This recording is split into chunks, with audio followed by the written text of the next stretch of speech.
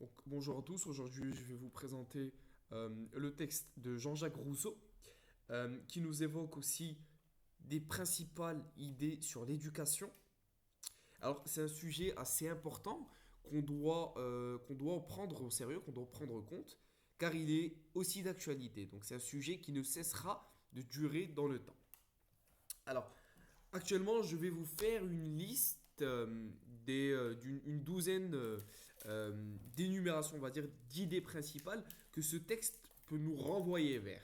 Donc ce texte, il est assez global, il est assez généraliste, il n'est pas vraiment focalisé sur une idée précise. Donc à travers ce texte-là, on va décortiquer 12 différents passages.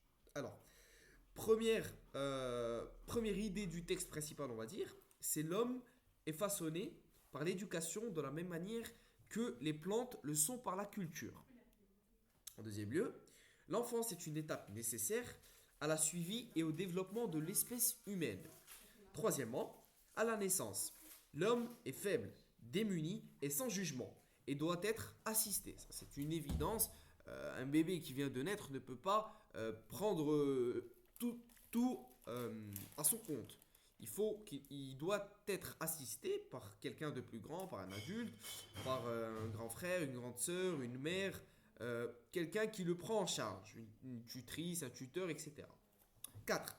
L'éducation donne à l'homme ce que la nature ne lui fournit pas dès la naissance. Donc la nature, elle ne lui fournit pas automatiquement un savoir, etc. Donc c'est encore un bébé inconscient, etc. Donc il lui fournit des parents, etc. 5. Trois formes d'éducation influencent l'homme. Celle de la nature, celle des hommes et celle des choses. 6. L'éducation de la nature correspond au développement spontané des organes et des facultés. 7. L'éducation des hommes consiste à apprendre l'usage de ces facultés naturelles. 8. L'éducation des choses naît de l'expérience acquise par l'interaction avec le monde extérieur. 9.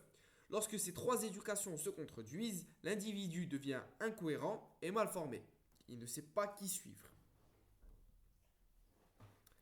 10. Lorsque les trois éducations convergent, l'individu est cohérent et atteint son but. Donc ça, c'est un peu le contraire de ce qu'on a vu précédemment.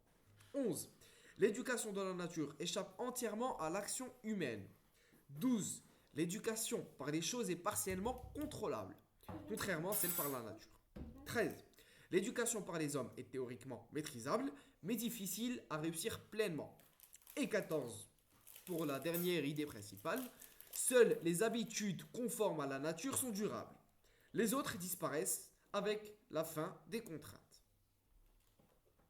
Alors on va passer maintenant à la deuxième étape, qui est la formulation précise et concise de la thèse.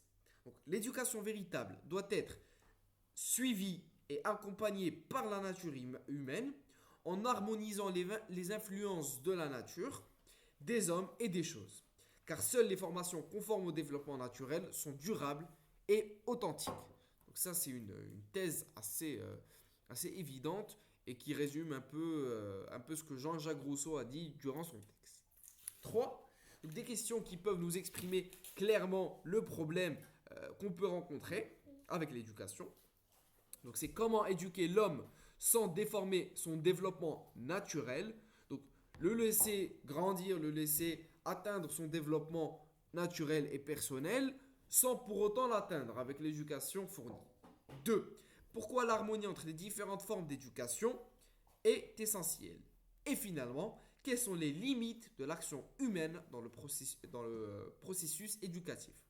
Les limites qu'on doit respecter pour éduquer un enfant. Donc actuellement, il y a plusieurs lois qui ont été mises en place à ce qui concerne l'éducation, donc ne pas taper l'enfant. Voilà, il faut le considérer comme un être vivant. Il faut lui fournir la meilleure éducation possible. Et donc j'espère que cette petite vidéo vous aura plu.